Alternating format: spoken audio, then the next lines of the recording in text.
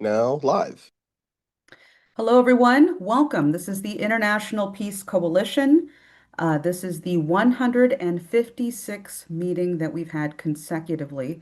And I just want to thank all of you for 3 years of making this coalition possible. And many people who are joining us today for the first time, I like to remind people why we created this coalition 156 weeks ago. We did this in order to unite the international peace movement, whatever philosophy you're coming from, religion, language you speak, culture you come from. If your mission is to create true peace on the planet, then you are welcome here to participate in this discussion.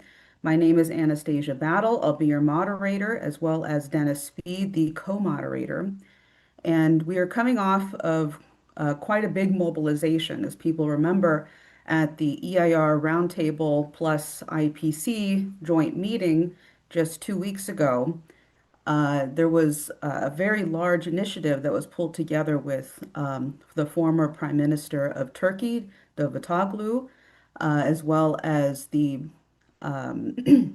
Professor Richard Falk, the ambassador of Iran to Mexico, Pasindide, and Helga Zepp-LaRouche, in pulling together a peace initiative to be presented at the UN. We will have a report on the ground from people who were in various meetings, who were intersecting diplomats in the streets. This was actually a very interesting process, to say the least. So definitely stay tuned for that. I also want to encourage people to please share this invitation to your friends, your relatives, your organizations. This will be a very intense dialogue today, going into all of these various activities and the heightened risk of world war breaking out. So we need all hands on deck. So please feel free to share this invitation, whether you're watching over YouTube, Rumble, Twitter, or if you're on the Zoom, feel free to share this invitation. Unfortunately, Helga Zepp-LaRouche is not available at this time, so Dennis Speed, our co-moderator, will be filling in as the opening briefer for this discussion today. Please go ahead, Dennis. It's wonderful to have you on. Okay, well, thanks a lot for that, Anastasia. I want to thank everybody for having shown up for 3 straight years. Those of you who have 156 meetings, each one of them happening on a Friday, except for those occasions where we shifted the meeting because we absorbed it into a larger context, as we actually did, for example, and even then, sometimes they were on Fridays.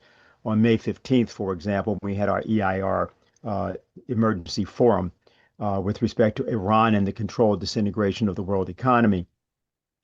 What this process has meant is that people from all over the world have had a chance to not really, quote, dialogue, but actually formulate policy. And that's very important because it was almost exactly a year ago that the great lady of South Africa, Lady Pandor, urged various of us, particularly from the Schiller Institute, at a conference that we were having exactly a year ago, to be the adults in the room, that humanity was at a certain crossroads and the adults in the room needed to show up. We recently heard the term planetary war used by Russian Foreign Intelligence Service Director Sergei Narishkin. He was describing what is a kind of silent interlacing of several of the more than 60 conflicts that now are occurring around the world. When we talk about the urgent necessity of the work of the International Peace Coalition in reconciling the differences among people in the peace movement, that should illustrate or underscore why that is needed. In his view, Narishkin's view, that planetary war may very well already have begun. Now, there are two different meetings that happened this week that characterize the state of motion in the world, in the real world. One of them, which is, I think, to either just concluded or is in next sort of stage, which is the Russian Security Council holding its first international security forum in Moscow. There were over 150 delegations participating, 1,000 participants. All of the nations of Africa, for example, were represented. I think those 150 delegations represented actually each individual nations. There were people there, all of the nations actually from the Shanghai Cooperation Organization, the BRICS nations, the ASEAN nations, most of the nations of the Middle East and Latin America were also there. 17 countries had different journalists there. There were all sorts of bilateral meetings going on there. And what's important, I think, actually yesterday, uh, it was the 14th international meeting of high representatives responsible for security issues. This was opened by Sergei Shoigu, the secretary of the Russian Security Council. That kind of activity with respect to the question of security is probably unprecedented, or rather, the last president would be probably the time of the 1962 Cuban Missile Crisis. I'm not saying that the Russians were meeting and the people all there were meeting because of the fact that we're on the verge of thermonuclear war in the sense of 1962. But I am saying that it's clear that when you begin to hear the term planetary war, and when you look at, of course, what has been happening with respect to the Iran theater, the Ukraine theater, and now impending new actions to be taken, new disastrous actions to be taken, perhaps around Cuba, perhaps even Brazil, that we are in a circumstance that may very well be beyond that circumstance of 1962. Of course, there was also the meeting that was happening at the United Nations this week called Upholding the Purposes and Principles of the United Nations Charter and Strengthening the UN-Centered International System. Now, the meeting was sponsored by the UN Security Council's rotating chairman, the People's Republic of China, and came, of course, at exactly the point where people who recognize that the purpose of the United Nations was to prevent nations, particularly less powerful nations, from being submitted to or victimized by the kind of scourge of world war that had just then ended between the period, depending on where if you begin from 1937, the war in China, war in Japan on China and the Pacific, through 1945, about 100 million people died in that conflict. The Schiller Institute, in specific, was intervening at the United Nations with a statement which actually was a product of a combination of discussions, which Helga Zepp-LaRouche held with various people who, Professor Richard Falk, former Prime Minister Davutoglu of Turkey, and Ambassador Pasandide, the Iranian ambassador to Mexico.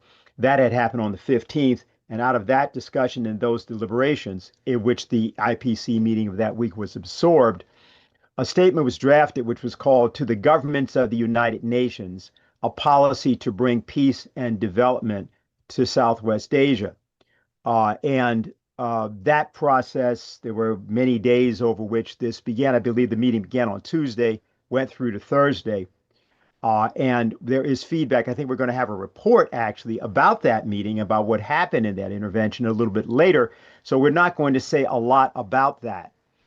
There was another event, however, which occurred this week, which was the release of the new encyclical by Pope Leo XIV called Magnificat Humanitas, or On the Grandeur of Humanity.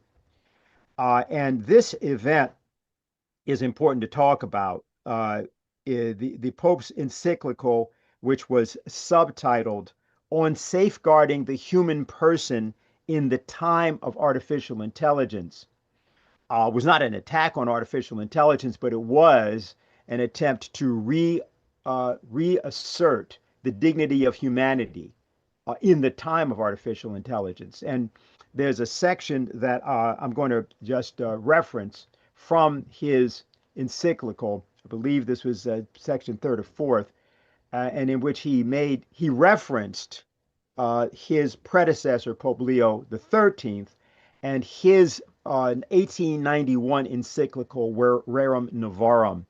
And this is what he had to say about it. He said, uh, Pope Leo XIII published his encyclical in 1891, the 135th anniversary of which we celebrate with deep gratitude this year. With that document, my beloved predecessor gave impetus to reflections on society, the economy, and politics, which is now known as the social doctrine of the church. Then the Pope said this, rather importantly, when some objected that the church should not waste energy on worldly matters, but instead focus on communicating the message of eternal life, Leo XIII responded with realism and wisdom, saying that the proclamation of the gospel cannot overlook the concrete lives of people. He said that many decades have passed since then, and the pastors, theologians, and the faithful have continued to reflect. And he said, I therefore wish to add my own voice to this living tradition, invoking the help of the spirit of wisdom, which has dwelt in the world since its beginning.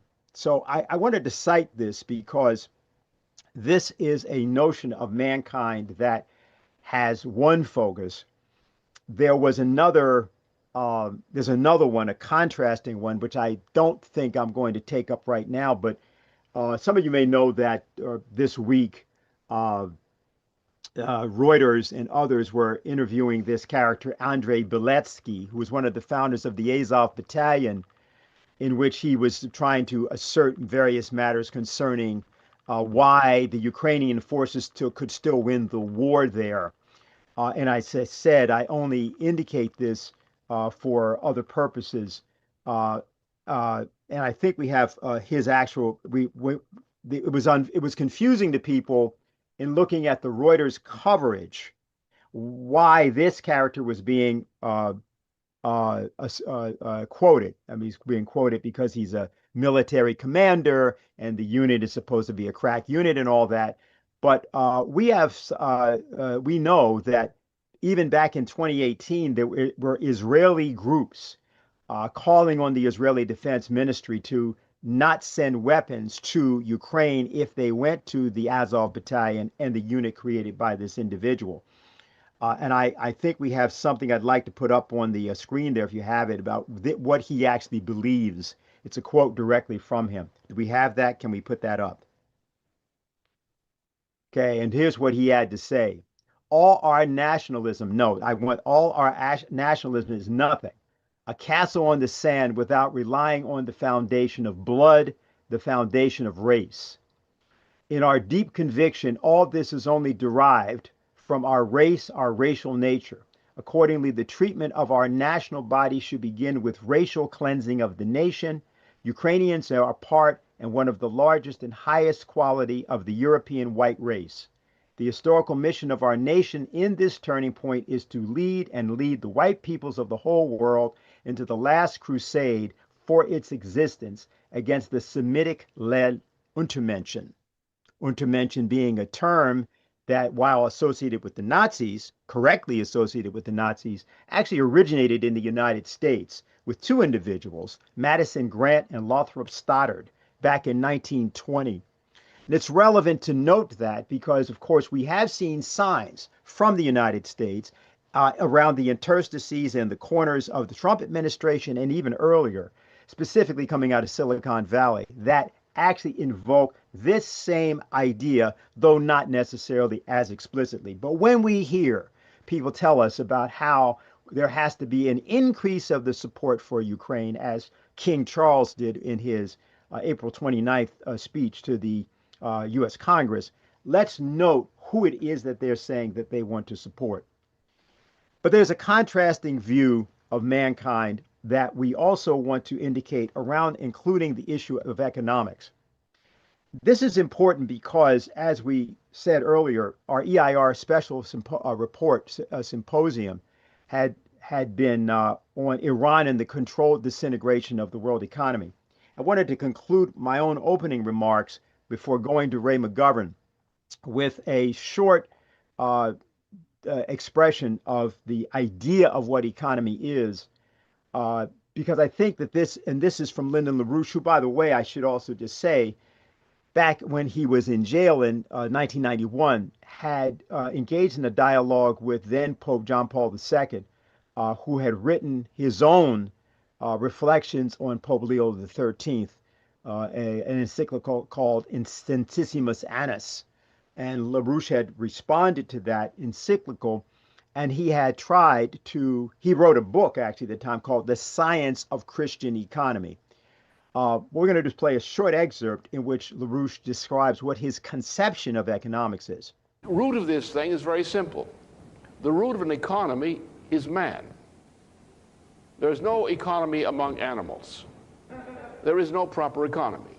An economy reflects a characteristic of people, of the human individual, the difference between the individual and the beast. That is, these cognitive powers by which we discover universal physical principles, derive new technologies or apply technology based on these principles. We apply them to our problems.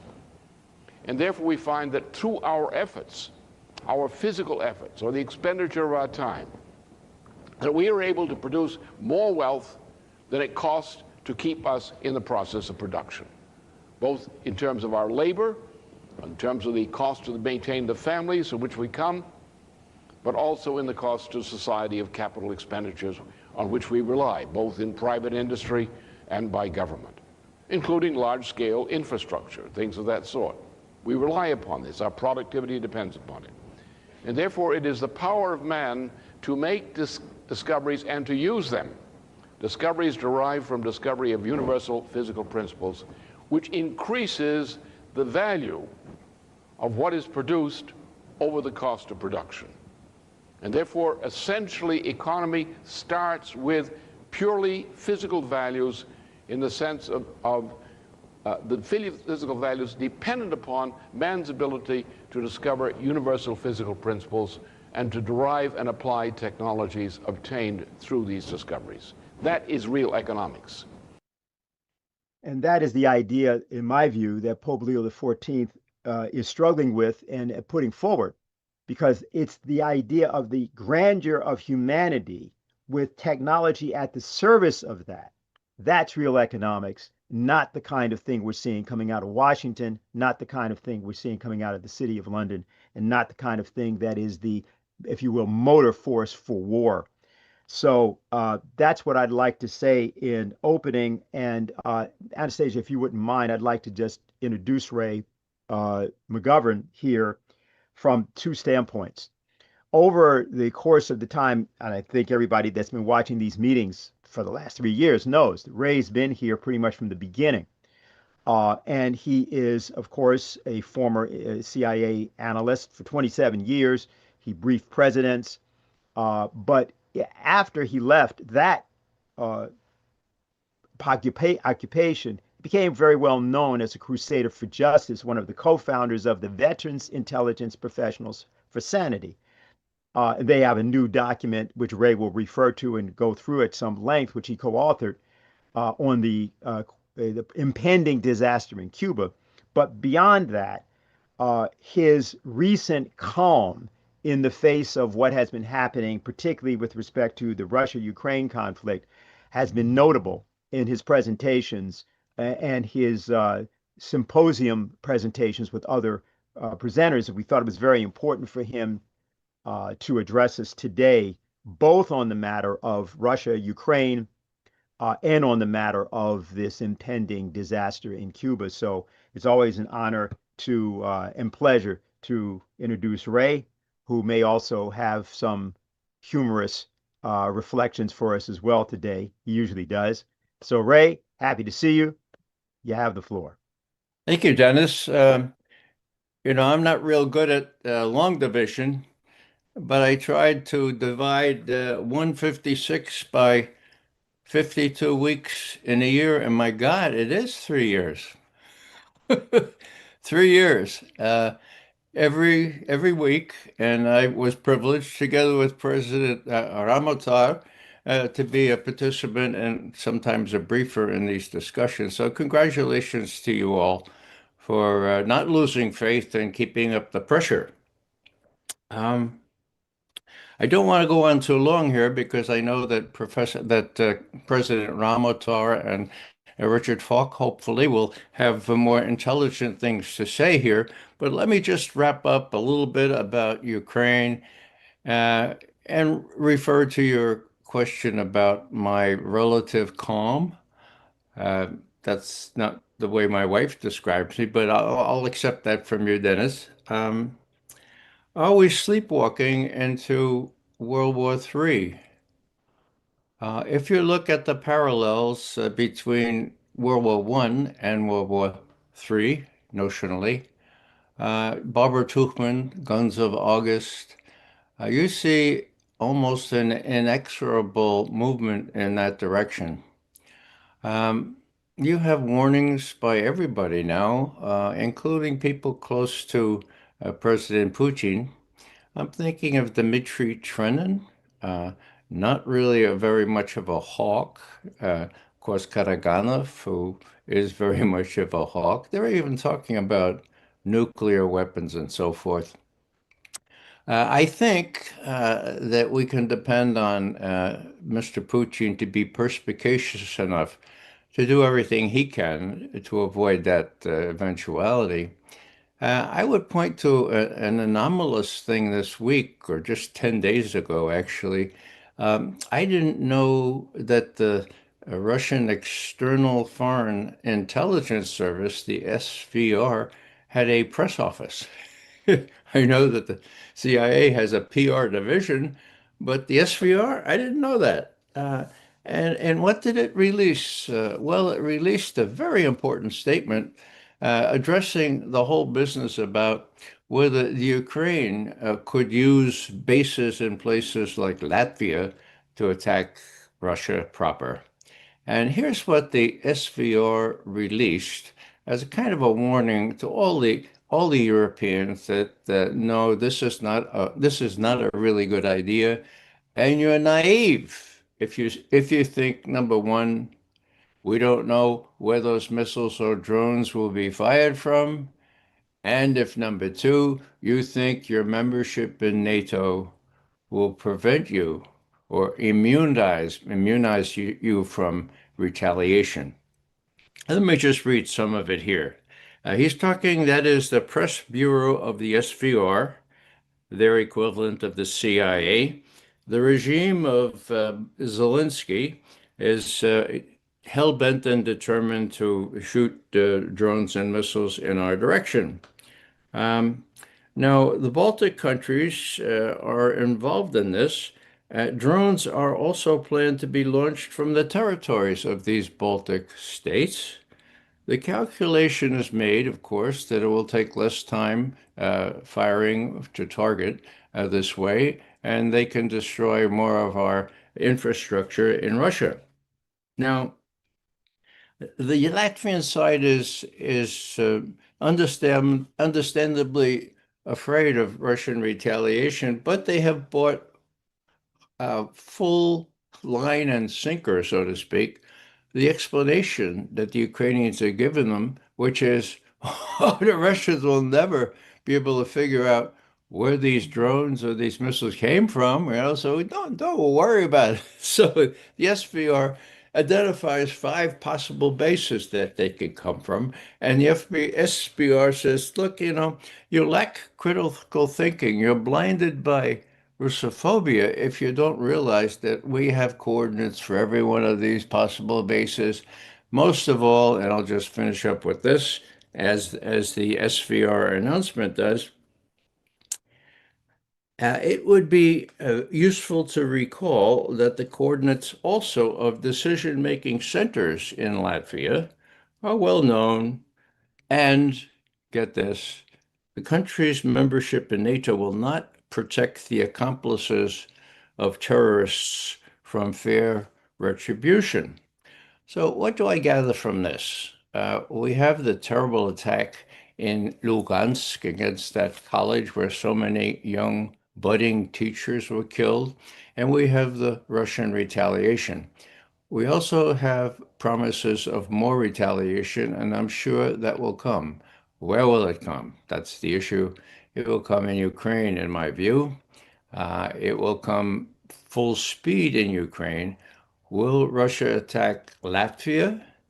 Only if the Latvians are really stupid people and decide to accept the rationale they've been sold by Ukraine that, the Russians will never be able to tell they've shot from Latvia. So I don't think that's much of a problem. What's the overweening backdrop here? Well, as I've been saying for years now, we are fortunate in having a perspicacious, a cautious, a reasonable head of Russia and China at this point in time. And Putin's overarching priority is not to let the President of the United States have any pretext, any cause to use a nuclear weapon or to reinvigorate Article 5 of the NATO treaty. So as long as I'm right on that, I think there's a reason for calm here. The Russians are winning on the ground in Ukraine. I don't think the Russians are going to resort to anything other than pounding the hell out of Ukraine, Kiev, in that area, and not move toward threatening in any real way the Baltic states or the rest of Europe, however crazy the Europeans are. Now, again, the pressure is increasing, but my view is that Putin can face down that pressure, as he has all along. They're winning after all.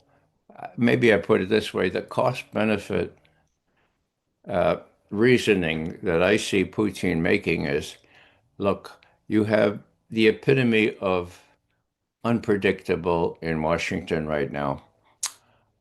Even if there's only a 5 or 10% chance that he could be persuaded to say, oh, you have to retaliate with nukes or you have to use a tactical nuke.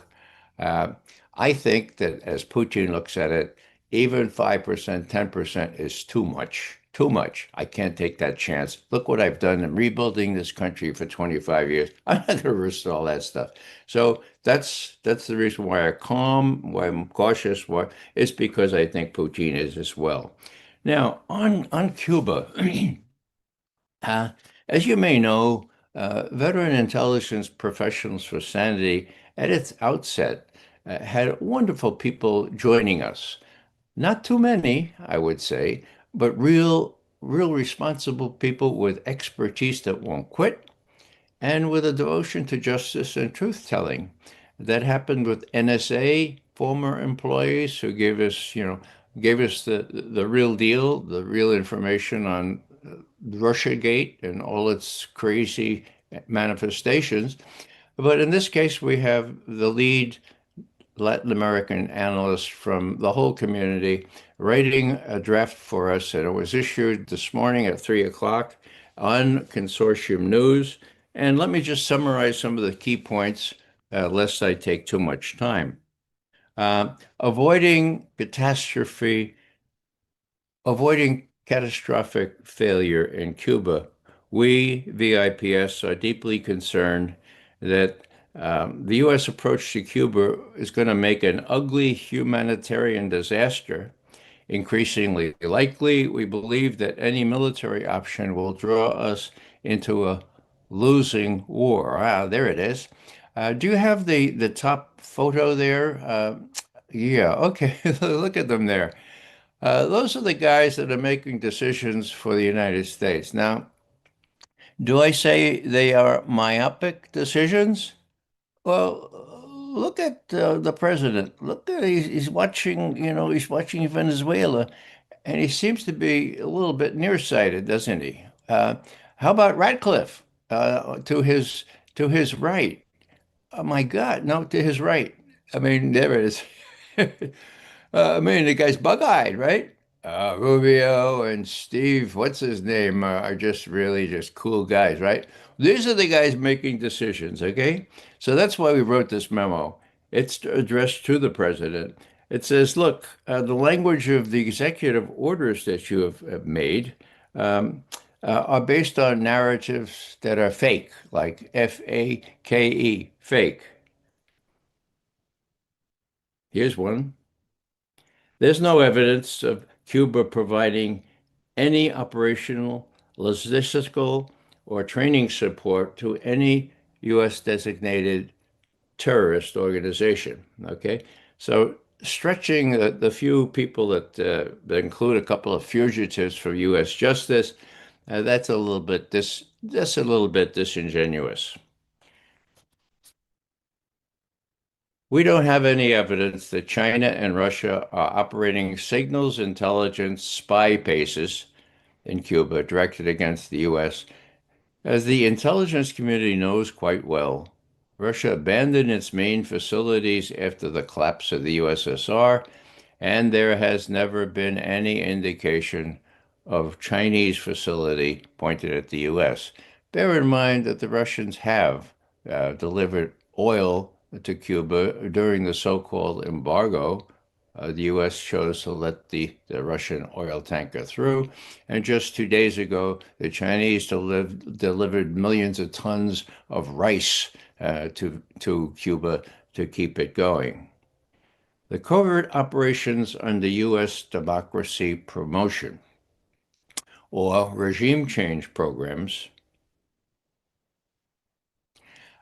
give a picture that is deceptive, okay?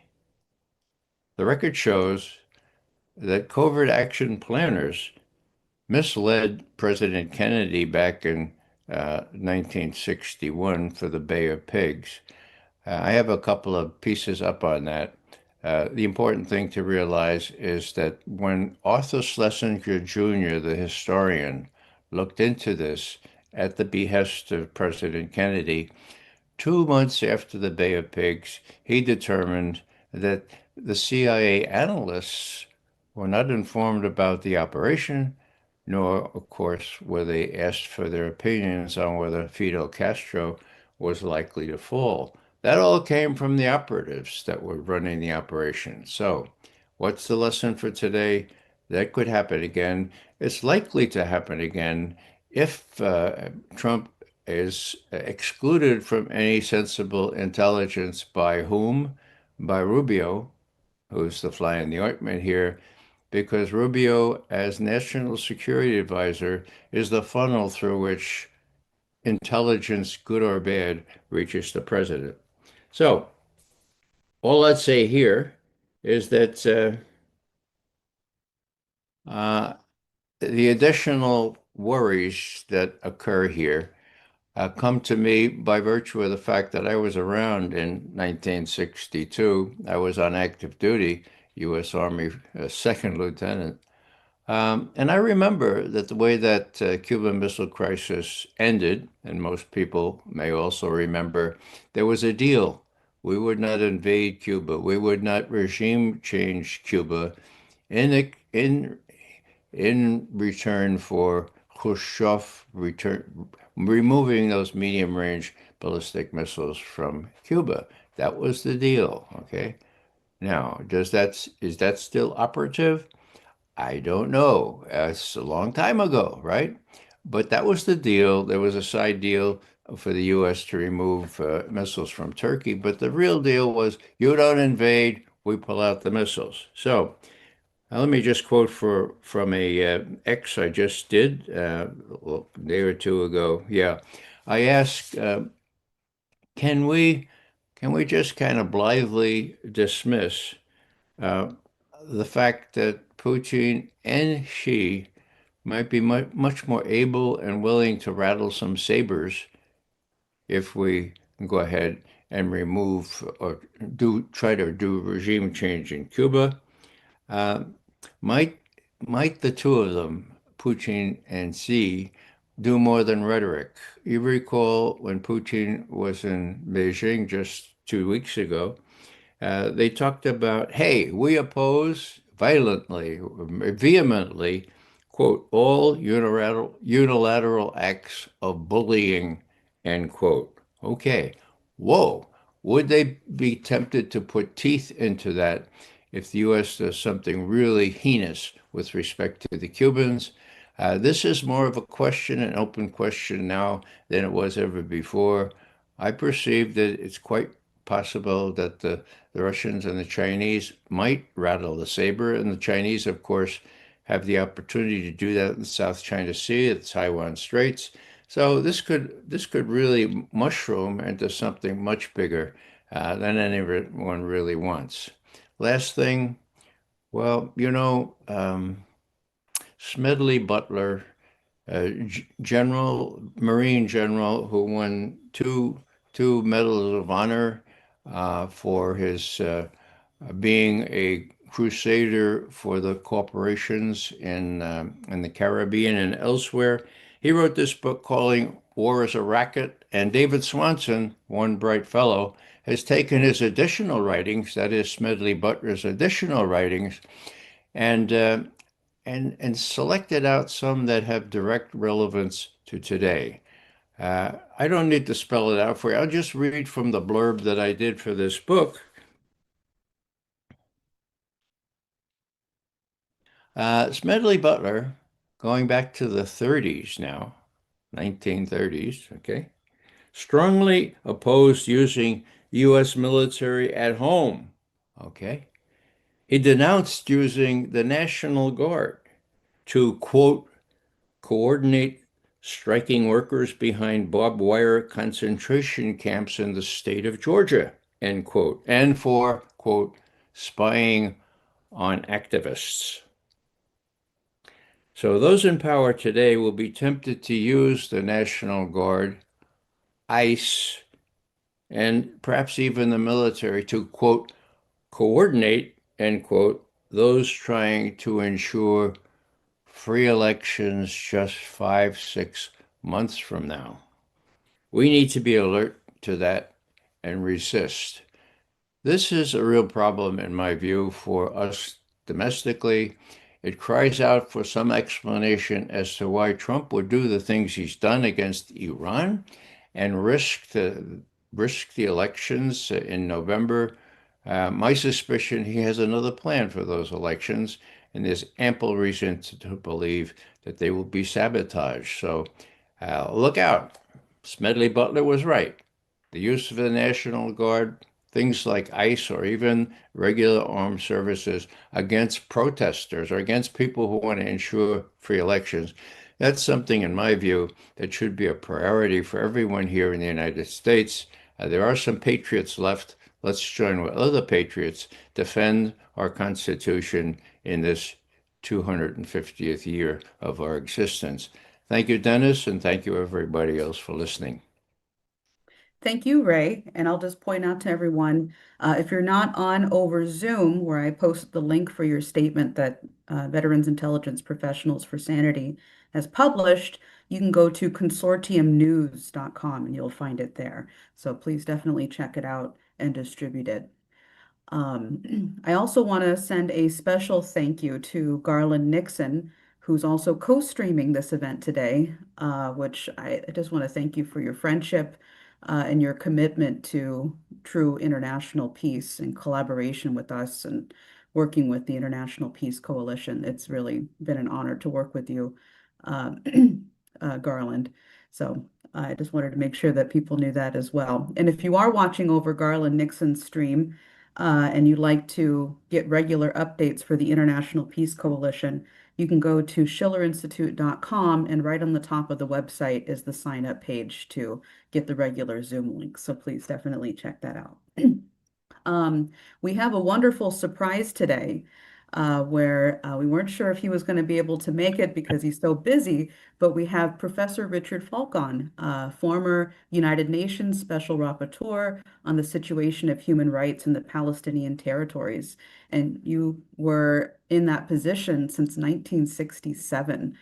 Which is quite amazing. And I want to thank you for your collaboration with the International Peace Coalition and especially this this peace proposal that we've been working on together. So I want to introduce you and see if you have anything you'd like to say on the situation with Iran thus far, Professor Falk. I'm not sure what your time schedule is like, but please go ahead. Oh, you're muted, my friend.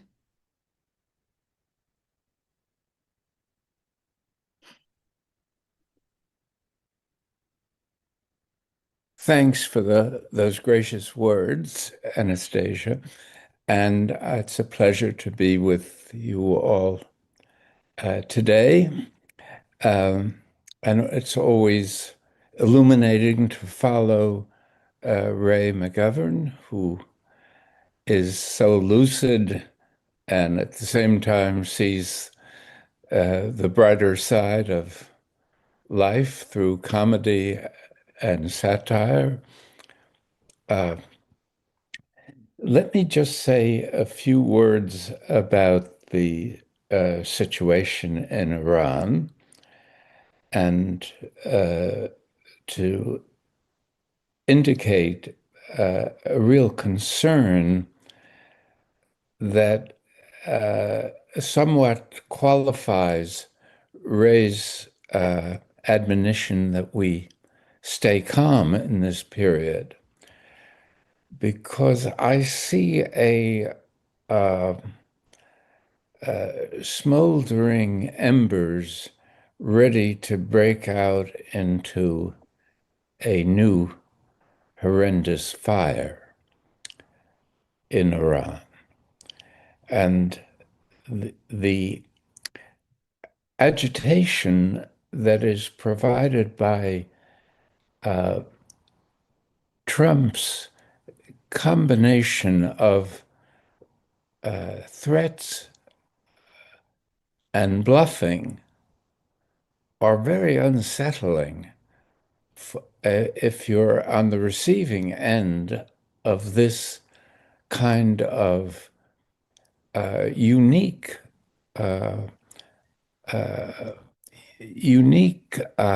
diplomacy, if you can glorify it with such a characterization. In the midst of negotiations that Oman was conducting, Trump issues another one of his genocidal threats. And we have a situation where leaders such as Putin and Xi and the Iranian leadership, so far as we can tell, are, to use a metaphor, regard diplomacy from the perspective of a chess player making intelligent moves based on the situation. And they're opposed by a reckless poker player who bluffs and threatens the other players to hide the weakness of his cards, and is capable of doing all kinds of irresponsible and disastrous things just to obscure the fact that he has the losing hand.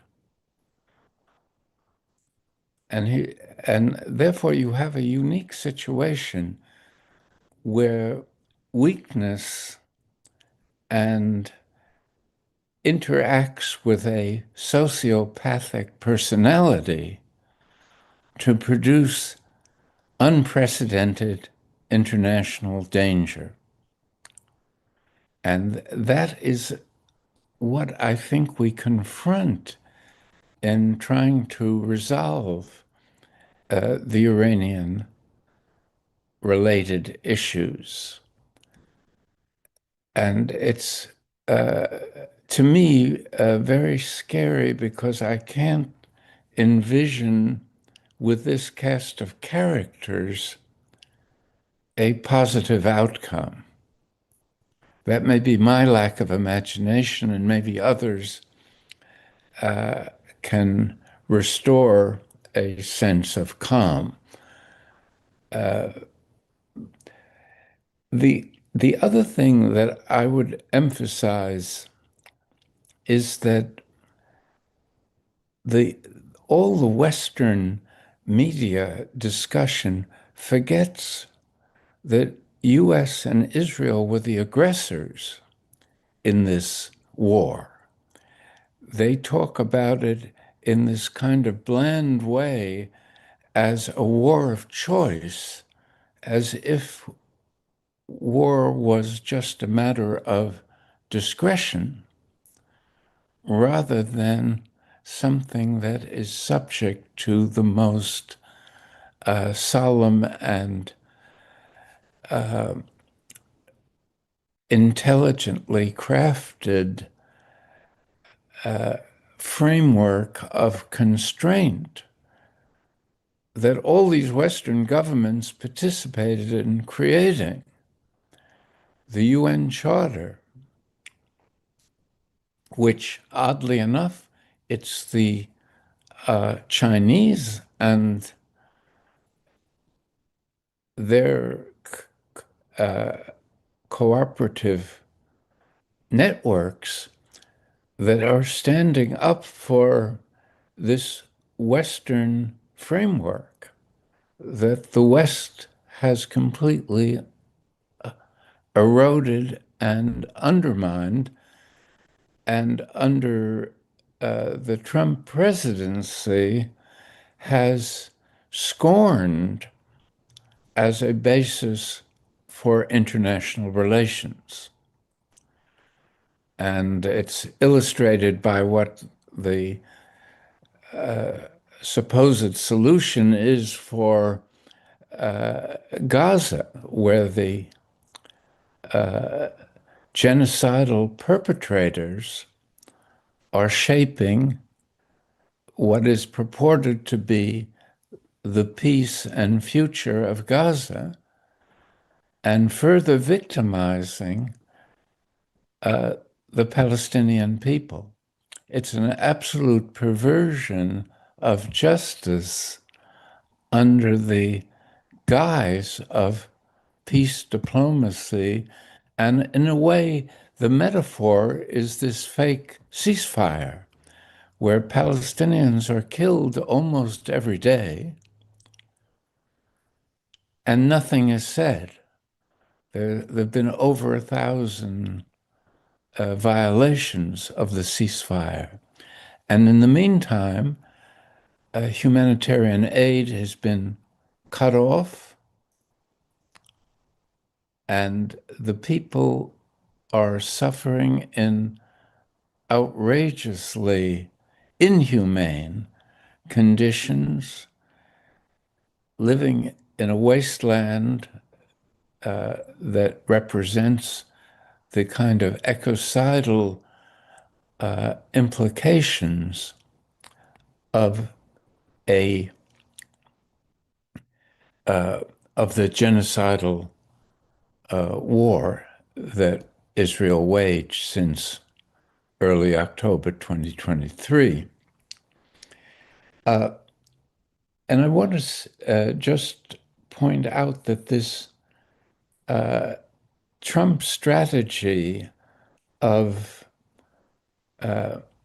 threatening during the process of negotiations, peace negotiations, and the language of deal as if this is a real estate transaction is very destructive, not only of trust.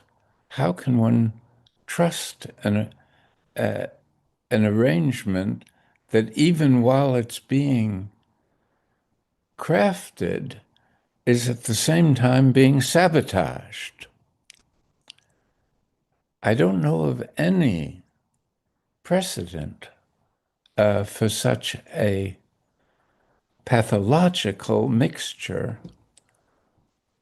of signals to the adversary. And as I say, chess players are not used to dealing with this kind of Las Vegas-driven poker players. And that is to me, the most illuminating metaphor for what's really going on in this unresolved and terribly dangerous situation in Iran. I don't want to take more time except to affirm what Ray has said about Cuba, which is terribly important because Cuba represents the will of a people to have their own destiny, their own future. And they've been punished for that ever since 1959 when their revolution occurred. And in a way, Iran has also been punished ever since its revolution occurred in 1978, 79. And this idea of punishing peoples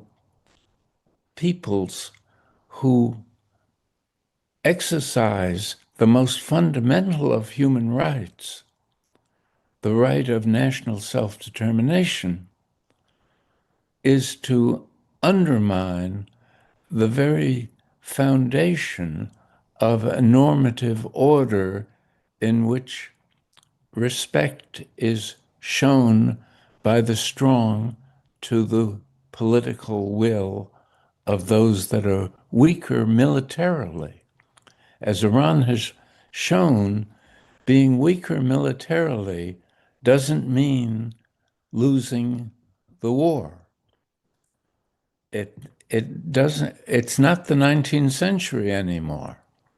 Military power has lost its agency, but it hasn't lost its capacity for devastation and inducing human suffering.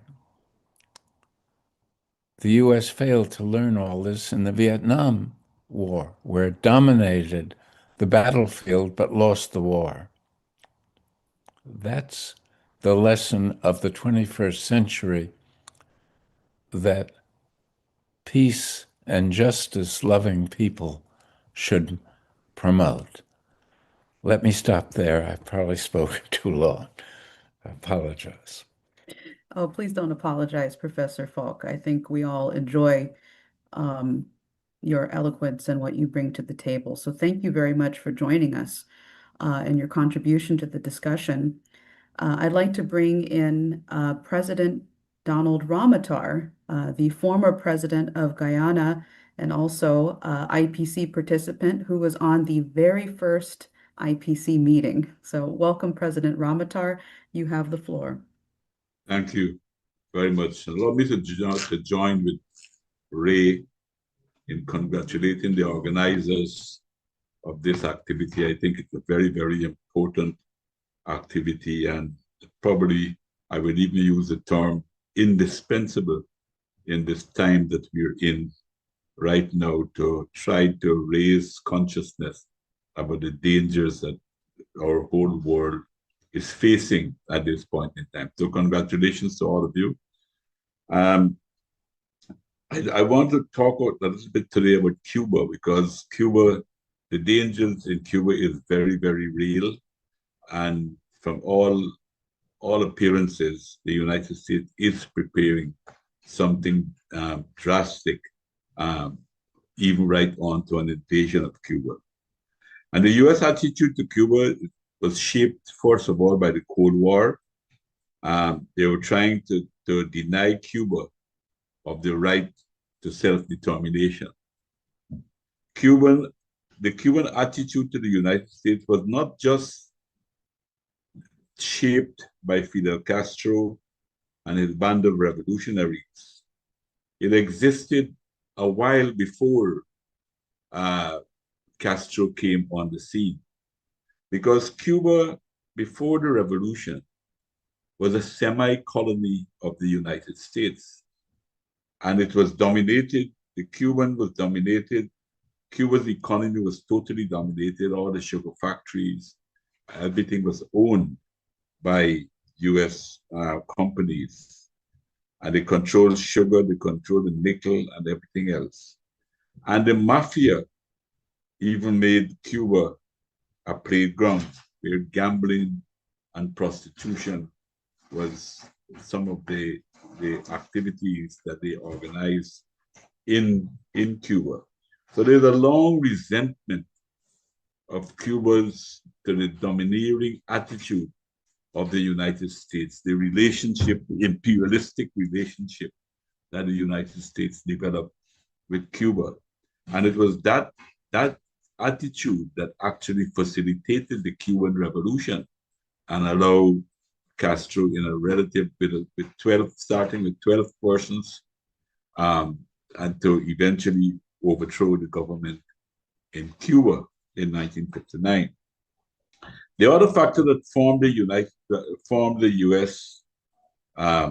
Attitude to Cuba was the example that Cuba was actually giving to Latin America and the Caribbean countries. So the U.S. was afraid of the socialist system that Cuba was espousing and advocating for the rest of the region, and at the end of trying to use the resources of the human and the natural resources of their countries for the benefit of their people and not for the corporations in the US and other countries. So they had to cause real difficulties for Cuba. And in order to continue their domination of Latin America and the Caribbean, to exploit them. Incidentally, this is the same attitude that determines the US attitude to China in the region at this time, because China is investments and assistance in the region is fundamentally aimed at improving the capacity of the various peoples, while the United States investment goes fundamentally to the exploitation of the raw materials and to of those countries without allowing them to develop, without allowing them to actually grow, or without have to develop, I would say, because they were probably in some cases you had growth without development in the society. Therefore, they must do everything to make Cuba fail. They try to make Cuba fail.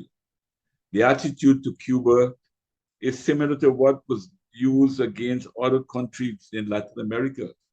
Recall Kissinger and Nixon's attitude to Allende's elections in 1970 in Chile, when they said at the very beginning, even before they overthrow Allende, that they must make the economy scream. And the targeting of the economy, is to try to turn the masses of people against the government.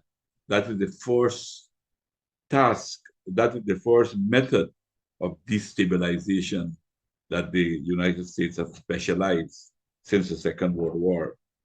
A key factor in the arsenal of the United States is this powerful intelligence services that they have, and also the control of that services, of the propaganda machinery that they have, which is very, very powerful indeed.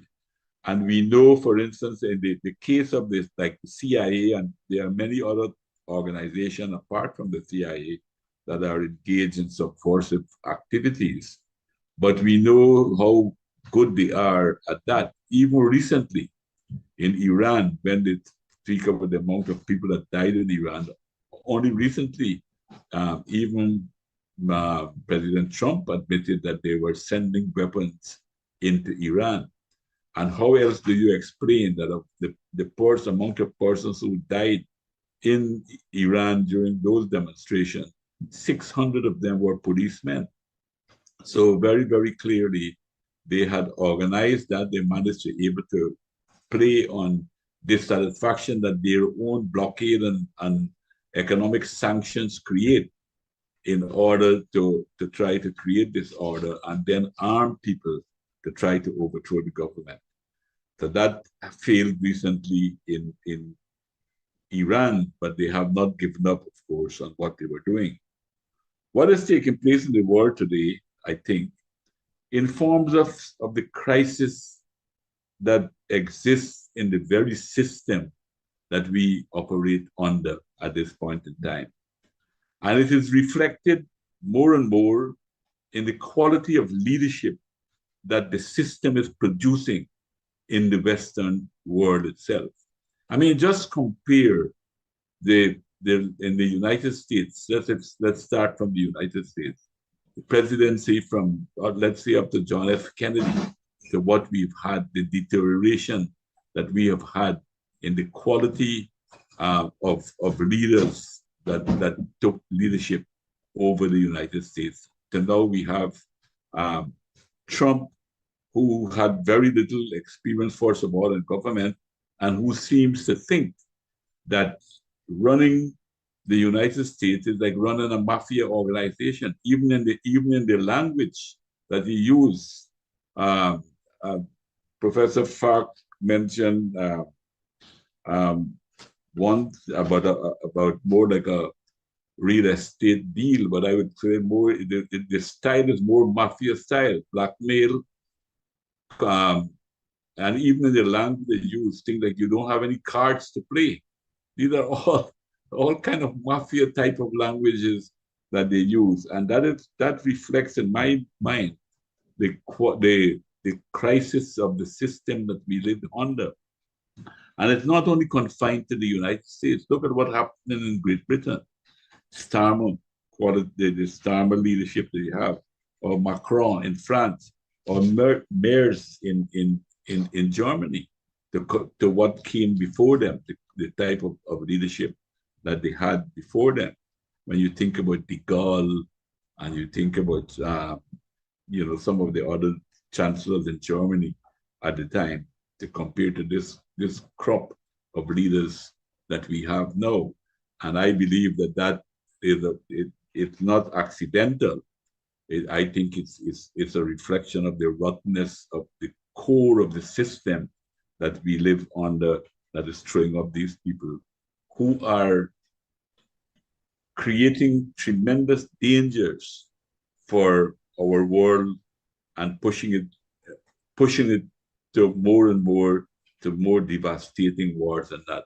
And to speak about the deterioration in the morals, all we have to do is look at what's happening in the Middle East. I don't think we need to whatever we say in words really cannot convey the kind of misery and suffering that they are putting through the people of the Middle East into. First, the Palestinian people in the Gaza and the West Bank.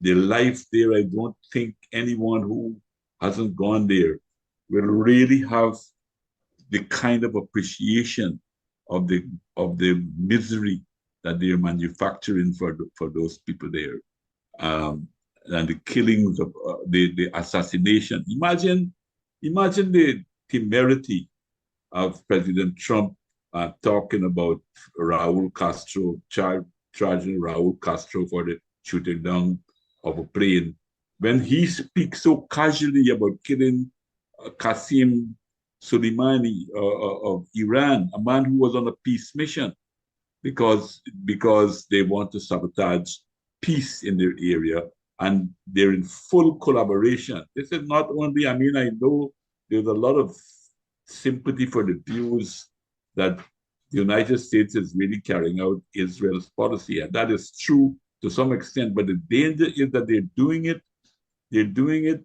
in full collaboration and full knowledge. They're not just being conned, they're doing it in full knowledge to try to wipe out the people, to change the whole area, to solve a problem by killing people and not talking to people and not trying to come to proper agreement and consolidation.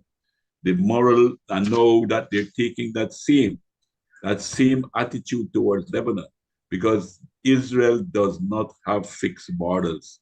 Israel is working on a philosophy of living borders, and they continue to expand And the only way they see to expand is by perpetual wars in the Middle East to control as vast as possible land as they can. And at the same time, if we look at Cuba to see what they're trying to stifle, what if Cuba is given an opportunity to really work and to allow its system to flourish, we have some glimpses of what they have done.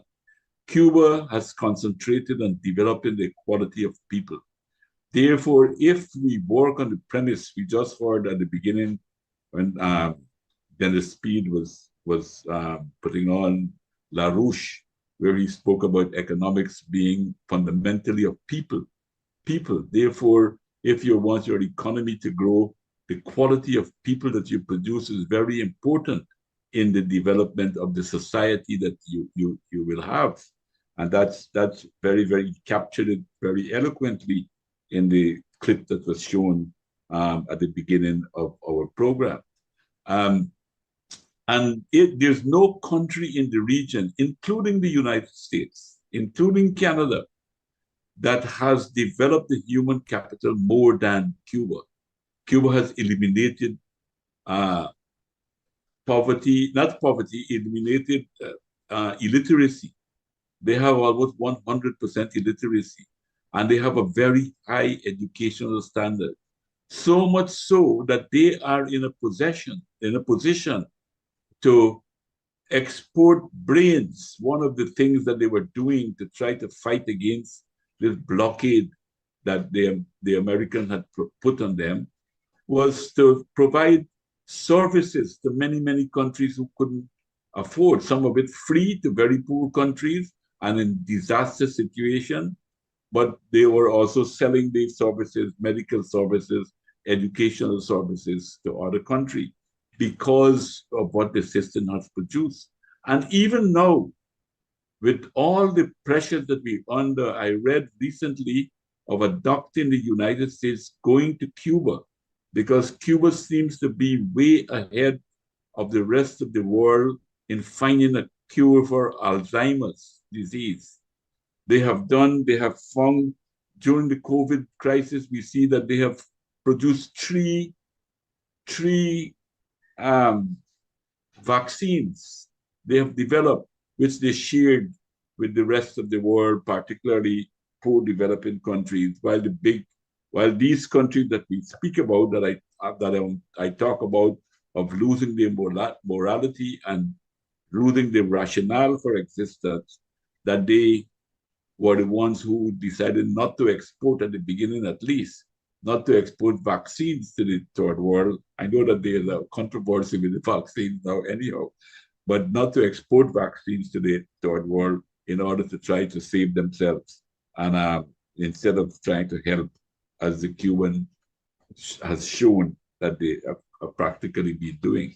So now countries are under tremendous pressure. As I said, just let me go back one step to say that Mr.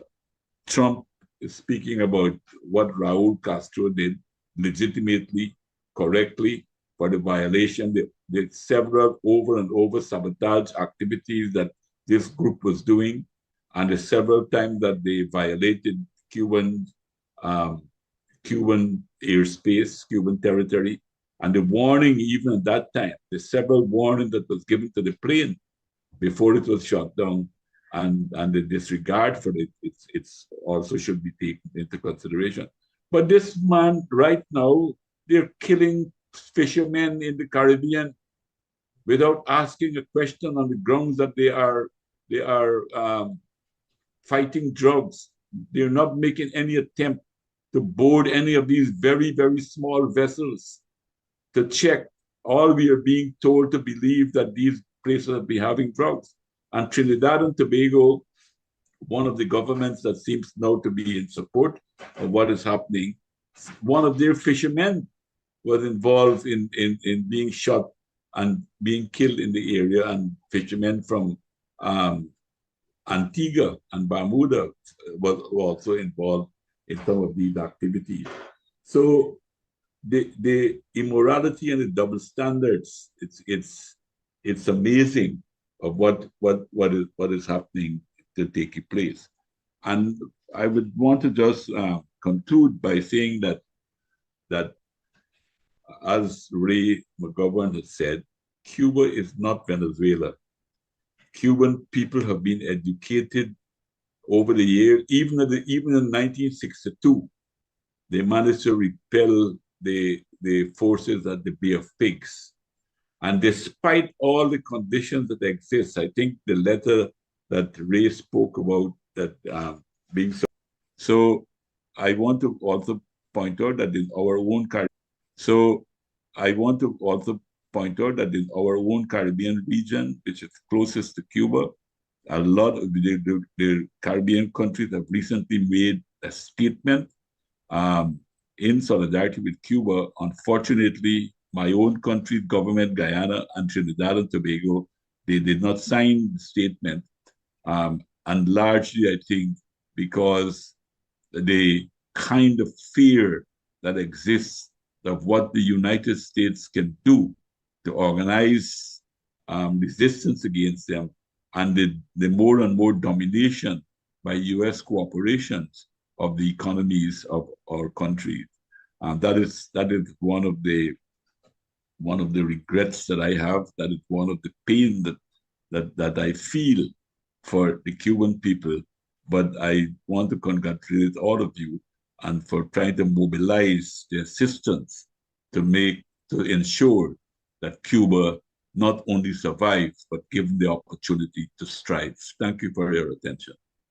Thank you very much, President Ramatar. And I just wanted to make one point, just super quick. I think what we saw with the congressional race with Thomas Massie is a reflection of how desperate they are to try to prevent these kinds of discussions happening in the United States for the exact reason you were bringing up, that the American people are quite frankly just sick of it. They're sick of all of it. And they had to put in some $30 to $50 million to try to, boot this guy out of Congress. It's so crazy. So I think we're actually positioned in a great point to explode out of this meeting and into many other avenues of organizing. I know Dennis Speed wanted to hop in and make a few points here. Why don't you go ahead, Dennis? Well, actually, what I wanted to do is to give Ray a chance to respond to President Ramatar as well as Professor Falk. Also, just wanted to note to people that Amnesty International did put out a statement today calling on the U.S. Congress and the international community to, quote, take immediate action to stop the campaign. I think there's been over, 200 people, nearly 200 people have been killed by the various Southern Command assaults, the 60 airstrikes actually that have been done against various boats and so on. So I wanted to simply, at this point, because of both people, Ray having to get going, but also I thought perhaps, Ray, you want to respond to what you've heard. You may be muted. Can I be heard? Yes. Okay. I would love to respond, but I think a more cogent and more interesting response should come from Professor Falk, who's been with this problem on human rights and the right of people to self-determination for a very long time, and is more qualified to compare what's going on in Gaza, for example, to what may happen in Cuba. I would give the floor, if you will, to Professor Falk.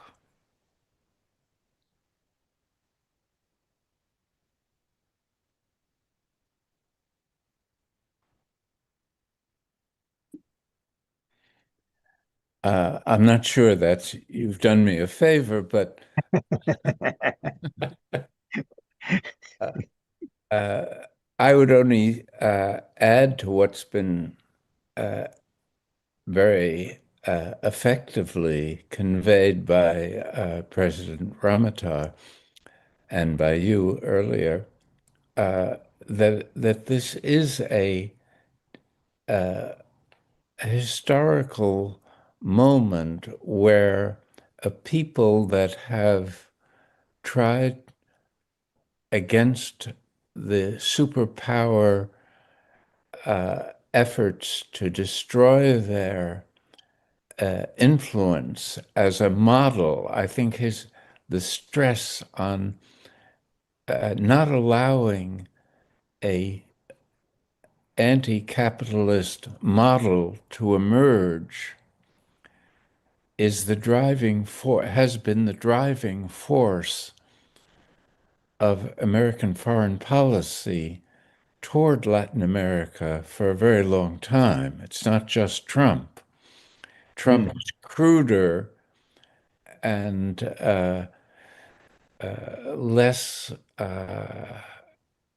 predictable in the way he manages this long-standing policy. But if you look back at Guatemala in 1954 and the Allende response in 1973, where Henry Kissinger was quoted as saying, the United States of America doesn't have to sit back and watch a people that elects the wrong government. I mean, it's this kind of malevolent guardianship that the U.S. has purported to exercise in the region. I once had an encounter with Arthur Schlesinger that Ray mentioned, who said the whole inter-American system depends on not allowing ideologically hostile forces to emerge. And he was justifying at that point trying to undermine the Castro government. And I think it's very important to mention that what President Ramotar stressed, that it's not only that Cuban rights are encroached upon, but the whole achievement of Cuba is completely self-censored in the West.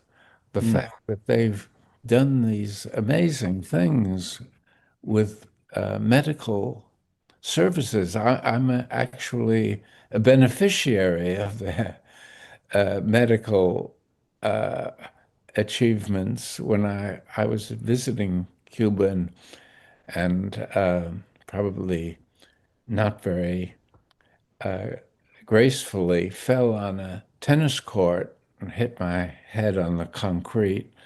No. And I received this extraordinary treatment that I would never have received in my own country, in the US. And it was a real, we have no basis for sort of patronizing Cuba as something that we're protecting. It's achieving a great deal, and it did achieve. It's a very positive thing. We should have welcomed it. It's a constructive, creative force in the global South. And rather than destroy that, as we've tried to do in these other instances as well, we should have celebrated and not purported to exercise this hegemony on behalf of corporate America. It's a distortion of our priorities, of the human priorities, to act as the guardian of exploitative capitalism in this era.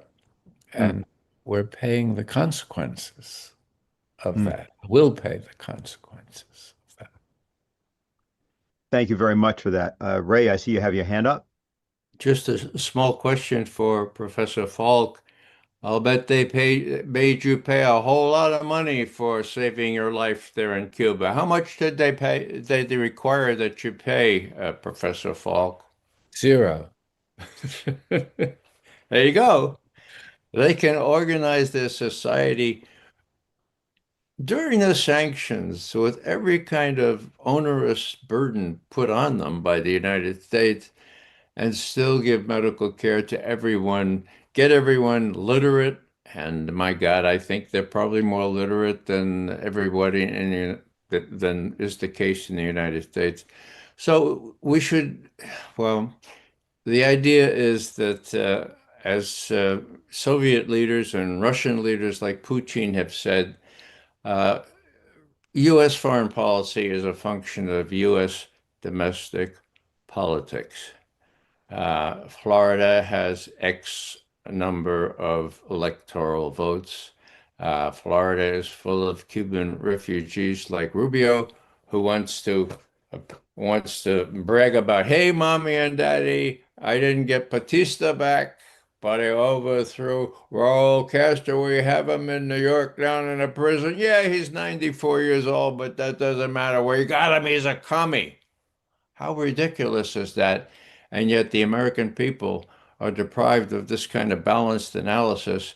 And I'm really glad I gave you the floor because what you had to say is much more significant than what I would have said, Professor Falk. Well, I would like to differ in one sense with Ray because I'm going to give him permission to say something he's often said and has often upset people in saying. He usually has done this by with the assistance of a piece of video of General Westmoreland. And Ray knows what I'm referring to because there's a powerful, visceral motivation that we know, and we all know what it is. It's racism. And it comes out in a sort of a very interesting form. Because, of course, the Cubans were, shall we say, toe-to-toe with the United States and some others in Congo in the 1960s. A lot of that medical capability they have is from battlefield medicine that they developed back at that time.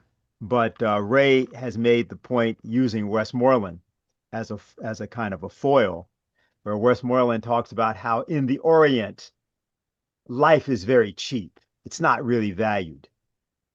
And I wanted to put this in and just for purposes of, I think, everybody reflecting. The Cuban experiment and its success, as we've seen in different parts of the country, of the world, I would argue there's also an element of this around the China question. These things are always different. But I think it's important to note that when we're looking at how right now the nation of Burkina Faso is seen, the throwing out of the French from formerly colonialized French West Africa, although it was still colonized by the use of various, currency and other tricks. At least let's put it this way. There is a way of motivating forces in the globe using that crude, visceral element. Palestine, of course. I don't know. You just have to say Gaza, West Bank. You have said when you get to Ben Gvir and these other people, you've unleashed a very specific kind of force. And so I just wanted to reference that because I appreciate that Ray has brought this up at different times. And I've watched some people squirm when he does it, which I love because it brings out something that you can't, when people say, I don't understand what their motivations are. I can't understand why these people are doing this. It's very understandable, actually, if you think about the difference in the view of mankind, which, for example, I think Leo the 14th is trying to approach this a certain way. I think on the IPC, we always talk about it. It's a question of our inability to disagree on particular policy questions, sure, but the conception of what human beings are, of humanity, that's the thing I think that unifies this group. I think it's important just to assert that. Yeah, Ray, go ahead. Just a brief comment here. I'm glad you raised that. It makes it easier to move against the other. It makes it easier to tolerate a person like Ben Gvir, who tortures people in full sight.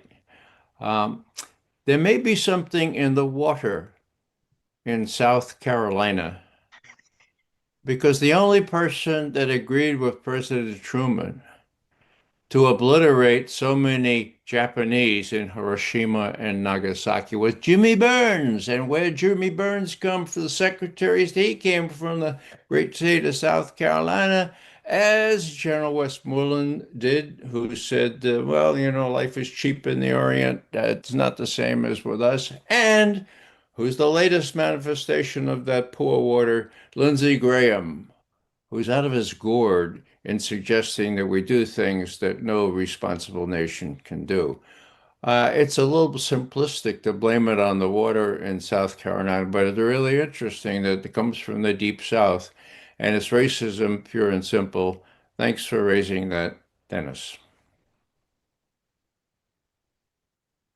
Thank you, Ray, and thank you, Professor Falk and President Ramatar, for the discussion thus far.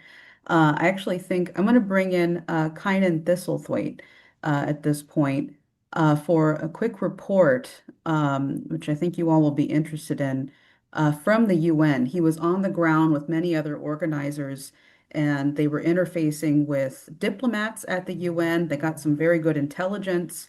And they were putting out the statement, the joint statement on the peace proposal that was discussed on the EIR roundtable. So Kynan, why don't we grab you? Oh, and by the way, Kynan Thistlethwaite has been an active organizer since he was 16 years old. So don't be fooled by how young he is. He's actually been very, very, very well organized for a while. Please go ahead. Okay, thanks, Anastasia. I appreciate that.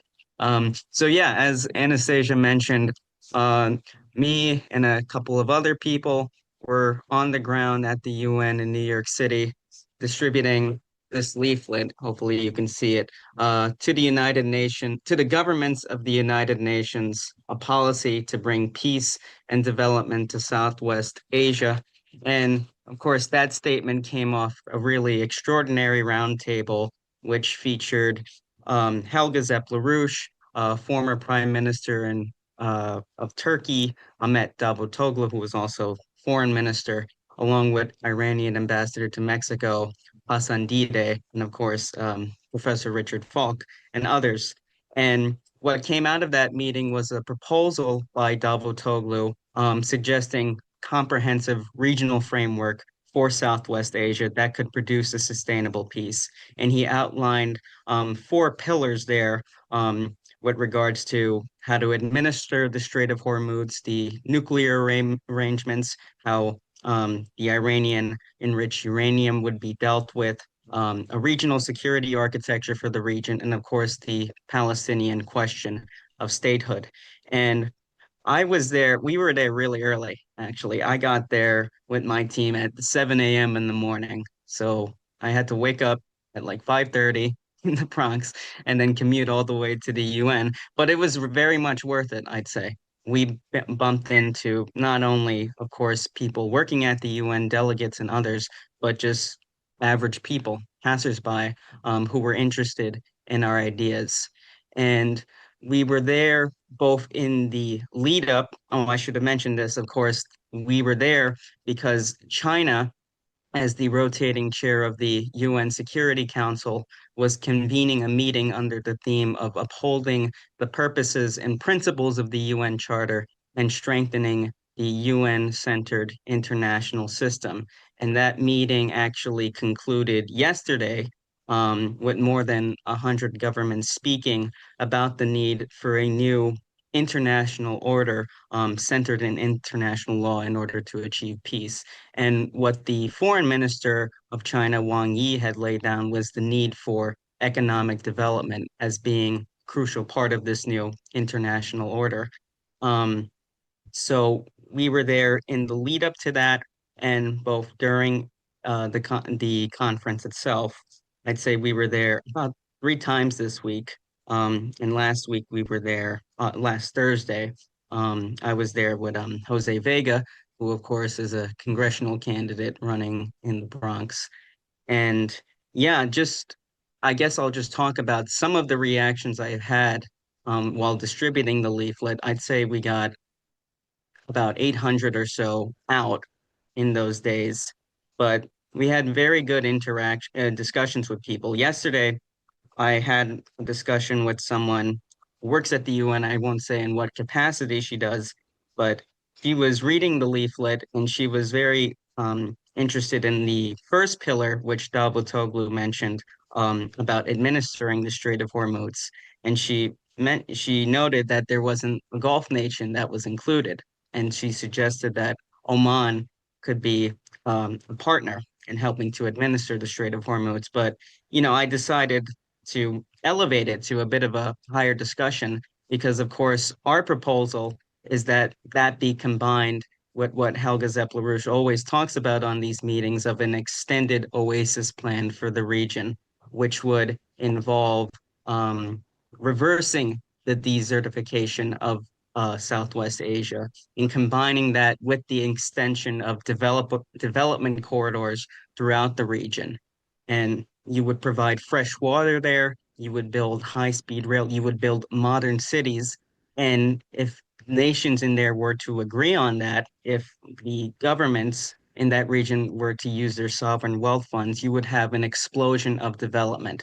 And this can involve everyone. This can involve the Israelis, it can involve the Palestinians. And that's the basis for how you produce peace. And she was very excited by that idea. And she mentioned that it makes sense because that would allow governments there to diversify from oil, which it should not be dependent on oil. And I said, yeah, well, that's exactly the point. And so we were then followed up by another crew led by Daniel Burke, another Schiller Institute organizer.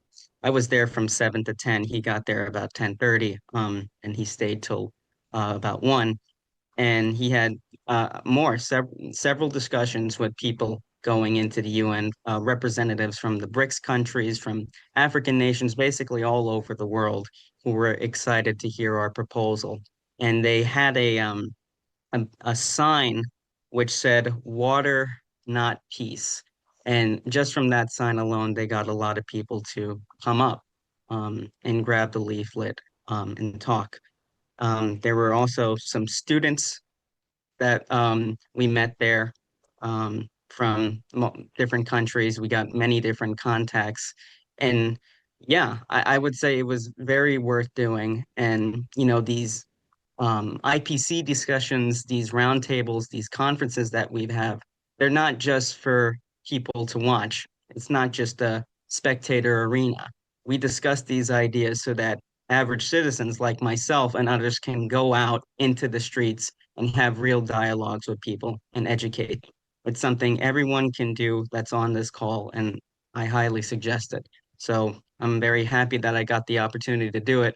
And I'll just conclude by showing a quick video that my friend Daniel Burke had recorded at the UN, just to give you all a flavor of the environment. Oh, I need to be able to share, Anastasia.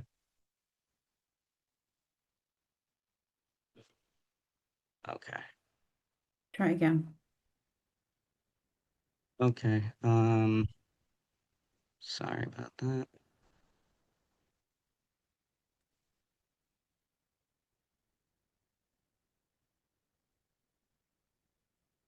Just give me a minute. I'm sorry.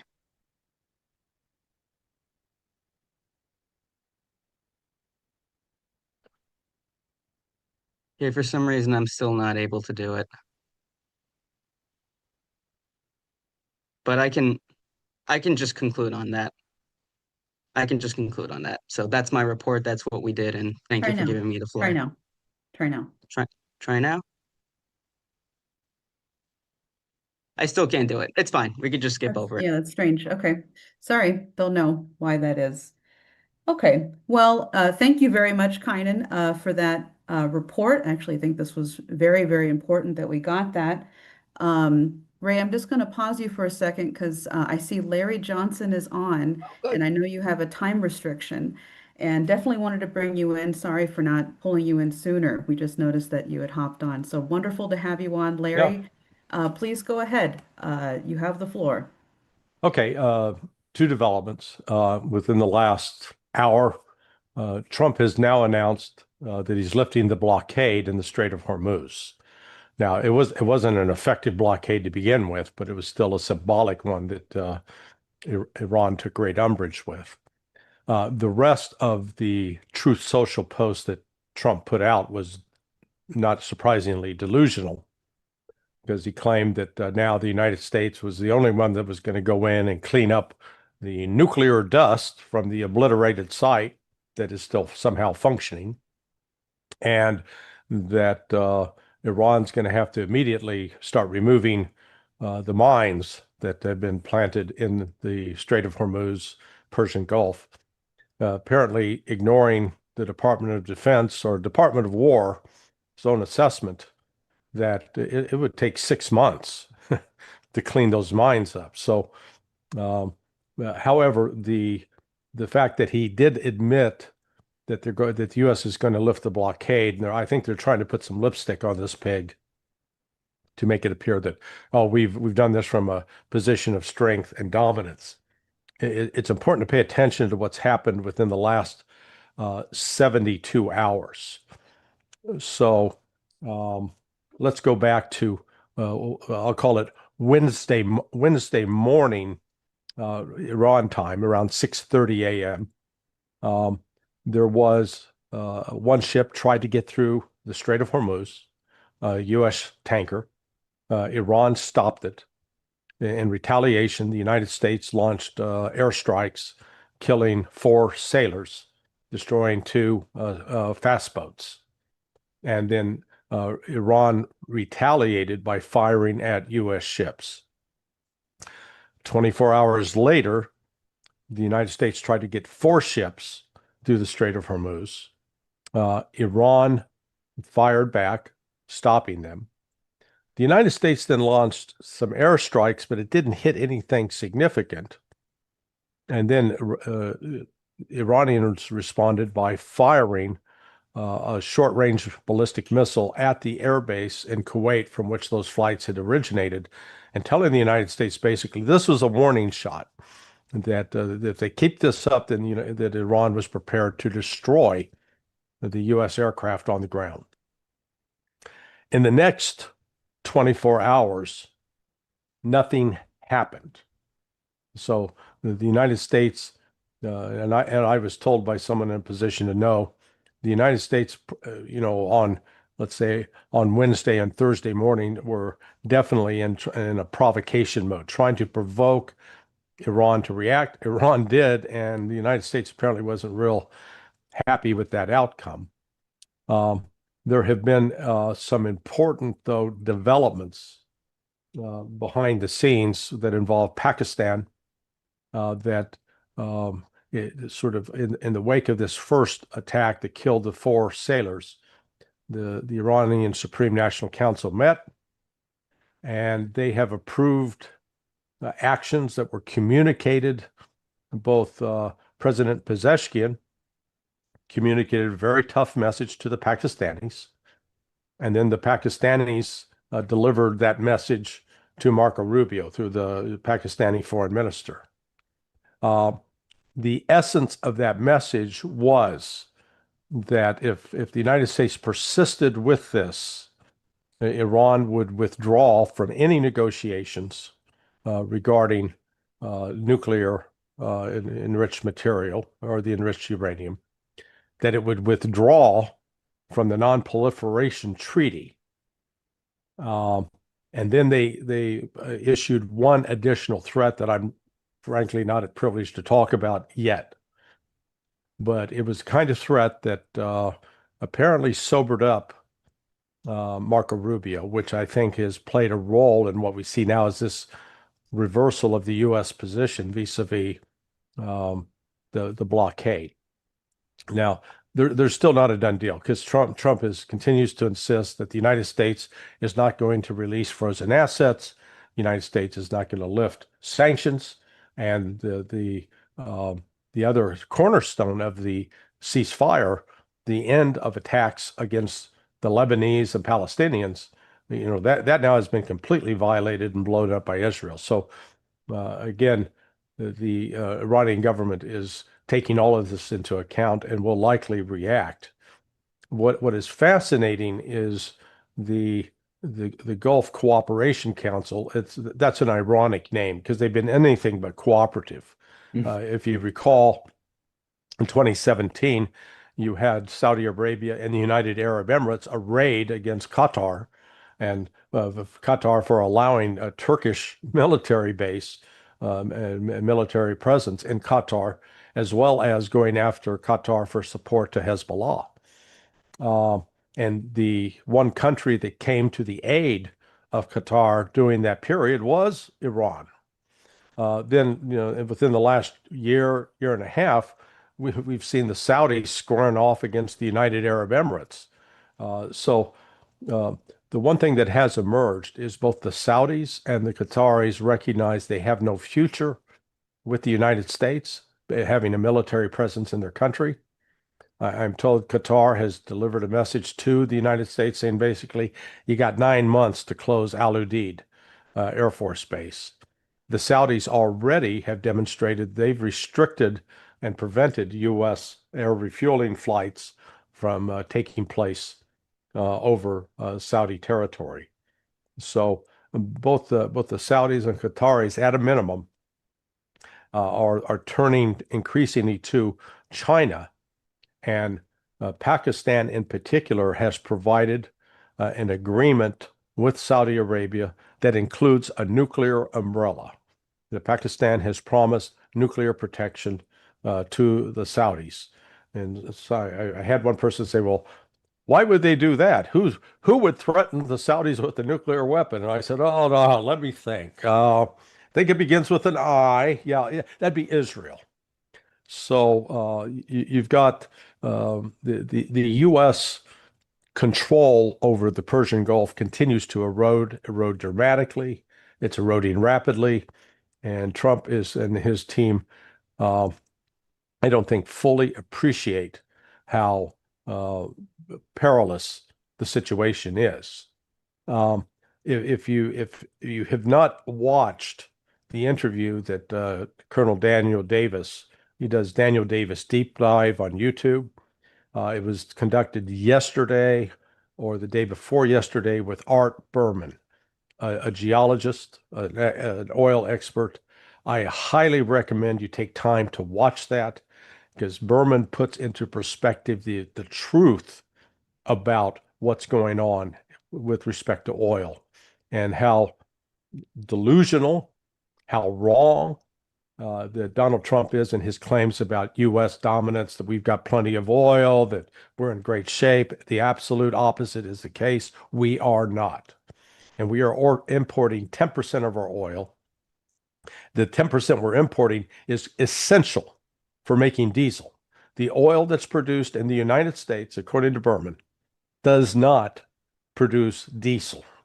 And so that's one of the reasons you're seeing these, we're going to see continued spikes in the price of oil. What we're witnessing right now, where they're talking about the Brent and the West Texas Intermediate, the future prices are down in the 90s and maybe below 90.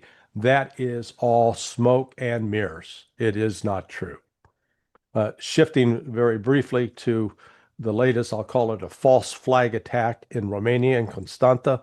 In Constanta, it is the location where the largest NATO base in Europe is being constructed. There was a so-called drone attack on an apartment building. They're blaming Russia. Russia has made it clear it will attack European sites that are participating in production and/or launching of drone attacks against Russia. But if Russia hits Romania, they're not going to do it with one drone. They're going to do it with a variety of missiles, Kinzhals, Iskanders, even Oreshniks. It's not going to be a one-off drone. I believe that this was a false flag. The Romanians immediately seized on it to declare the Russian consul general as a persona non grata. It has increased the tensions with Russia, and this is in line with the rest of the Europeans, the major European countries, Germany, France, UK. I don't want to label Finland as a major, but nonetheless, they have been very aggressive along with the Baltics in trying to provoke and expand the war with Russia. And Russia has made it very clear in this last week, as I've learned from Ray, listen to what the Russians say because they mean what they say. And when Lavrov laid it out very, very clearly earlier this week, that it is recommended that all Western diplomats leave Kiev because Russia is going to take out military and intelligence decision-making centers and any centers or operations that have supported attacks into Russia. Russia is now drawn a line in the sand on this. They're not going to back down. And any Westerners that remain, they will, if they die, they die. It'll be their own fault. So I'll stop there. Thank you very much, Larry, for your update on what's happening right now. And people probably do remember that we did make quite a big deal about this Pakistan-Saudi Arabia agreement, which I think went over people's radars at that point. But this completely changes the dynamic in Southwest Asia and the potential for an outbreak of a nuclear war. But they did this for, the exact reasons that we're discussing here right now. It made sense, but it adds to the danger of what's happening. Ray, I know that you had a comment and reflection, I think, before, and I had to cut you off, but I wanted to go back to you before we continued. Well, I want to thank Larry. I think we are more up to date than 99.7% of the people in the world as to what's going on now. And I'd also like to connect it with Tynan. Now, oil is important, but so is water. Now, if you're from the Bronx, it's water. Okay, water is really important. Okay.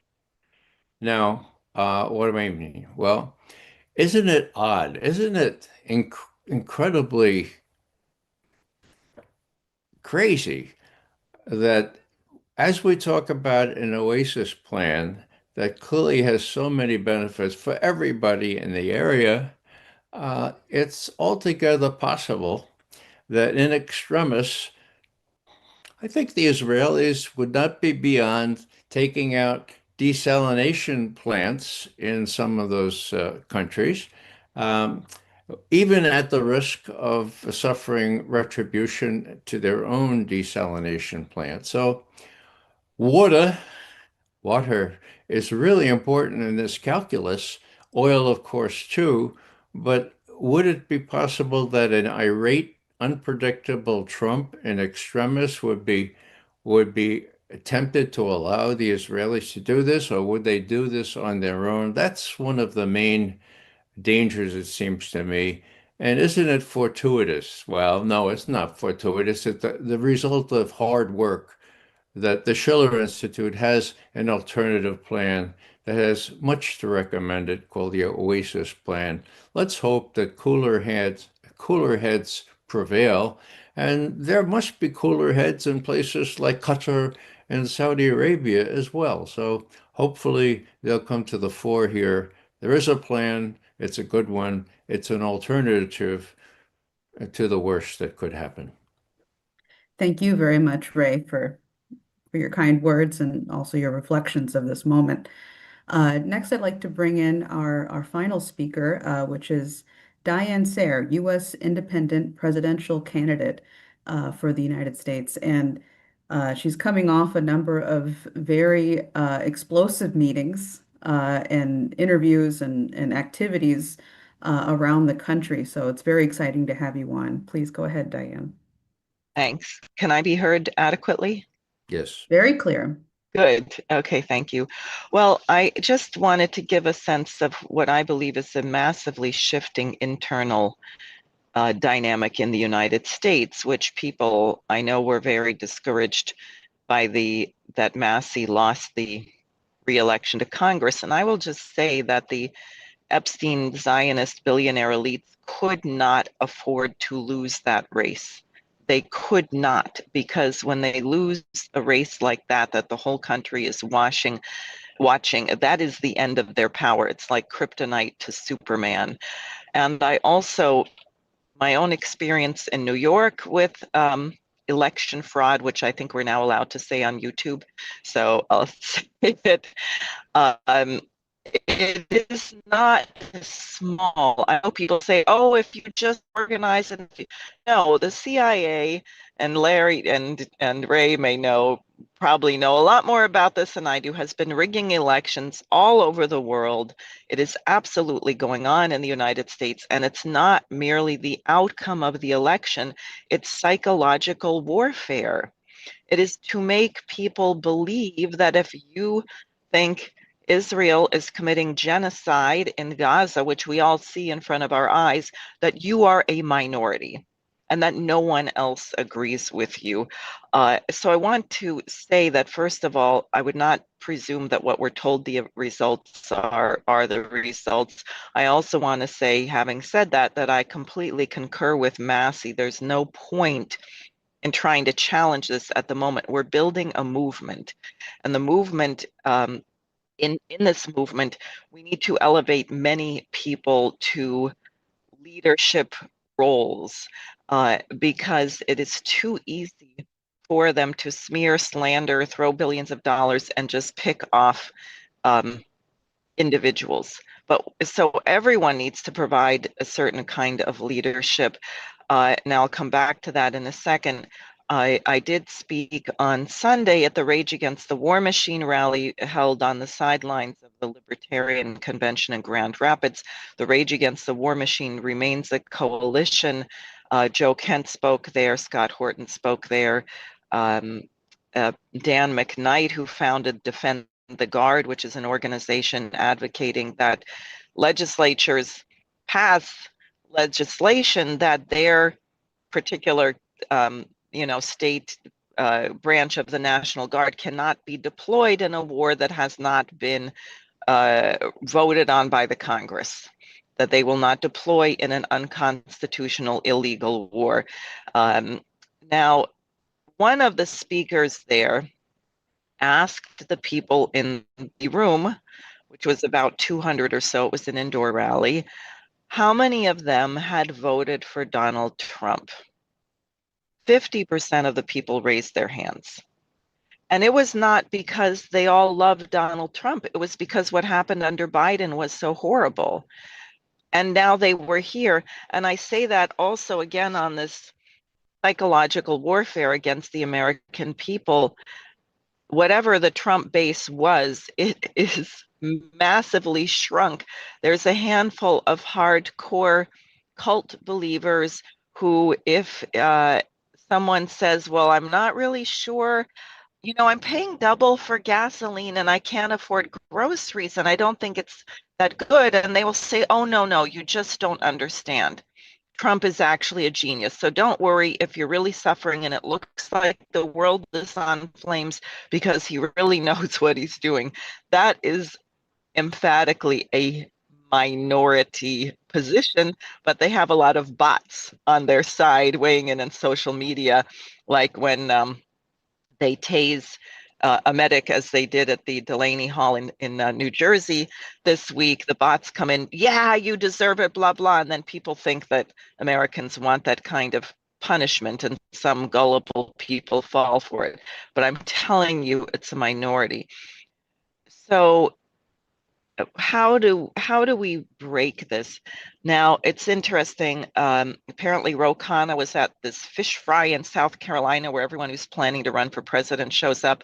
Massey and Marjorie Taylor Greene are having what they call the Summit, America First Summit in the Pacific down in Costa Rica. Massey has taken great delight in posting videos of him and Marjorie Taylor Greene catching swordfish on a boat, just trying to rub it in and make people nervous. I don't know what's going to happen. I think two things. One is we have to be out there with the solutions emphatically, including how we get a shift in the United States. And I mean, challenging Wall Street, reinstating Glass-Steagall, getting rid of the Fed and having a national bank that can direct credit into the infrastructure we desperately need, like water management, which we clearly are suffering from a lack of. And what Marjorie Taylor Greene, Joe Kent, many other people have been stressing is the demographic. The younger people, and by younger now, it seems to be like my age and younger, which is 60, don't support this garbage. And people are fleeing from both parties in huge numbers, which is why we also have to be there with the solutions, because many of these people will just run into oblivion. They will run and put their head in the sand and say it's hopeless, we can't change it. But if we are there organizing, and Jose Vega is getting some attention with his campaign in the Bronx, a very bizarrely skewed poll mentioned that he was polling at 7%. And again, I suspect that, but they have to, you see, they can't black it out anymore. So I think it's a ripe situation. It's a revolutionary situation. It needs leadership, and it's very urgent that we come together on these critical matters like stopping war, and that we don't fall into the trap of getting divided on silly minor issues when we really have an existential crisis. So I hope that makes sense what I just said, because I wanted to give a sense of the dynamic here. And I'm a bit optimistic, although optimistic because of what I intend to do, and that I know we can't give up.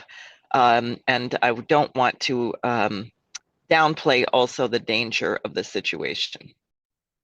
Thank you very much, Diane. I actually just put in the chat the link for people to go watch your video and also your website. But if you're watching over Garland stream or on YouTube or wherever this is being streamed, you can go to sarahforpresident.com.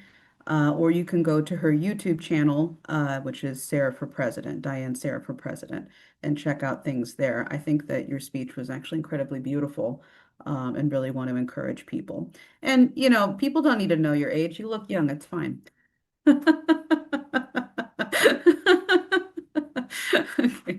Well, I see President Ramatar, you have your hand up, and I imagine you probably wanted to respond. Please go No, I ahead. just wanted to give us some quick information. I just got information that the Spanish hotel companies that are working in Cuba are now pulling out of Cuba, making an arrangement to pull out of Cuba before June 5th deadline imposed by the U.S. Treasury Department. And the main hotel chains that operated in this area were the Cuban program have begun formalizing their withdrawal before the 5th of June deadline imposed by the U.S. Secretary Department on any foreign company that continues to operate with the dictatorship military apparatus. That's a news item I'm just getting, which means that they're tightening their loop against Cuba. I was wondering if from just off the cuff, a thought that has come to me maybe for consideration is that whether we should call for a boycott of these companies that are boycotting Cuba, particularly hotels chains, which I think are vulnerable. That if we can appeal to people not to support these people for trying to stifle the Cuban people to add to the pressure that they're facing, and maybe that might act as a counter pressure. Just an idea that when I just saw this news item come up, that I thought I'd pass to you for consideration later on or whenever. Thank you, President Ramatar. It's definitely something worth considering. We can ask, or maybe we can actually talk about it during the discussion period when we move into that, which I think, Dennis, unless there's anything else from you, I think that's where we should go, and then we can raise these topics. Yeah, I think probably best at this point to move into discussion. Yes, okay. Well, let me just make the general announcement, and then we'll take up these questions. So if you were watching over YouTube, Rumble, Twitter, X, Garland Nixon stream, and you would like to participate during the discussion period with the panelists, you can do that by going to schillerinstitute.com. And right on the top of the website is the registration page. Just go there. The YouTube link is very easy to get, and you could join us there. We just want to make sure that we know who's hopping on the meeting. You can also find the link inside of the YouTube description. And with that, let me know when we have cut the stream, Jose. We are out. Great. Thank you.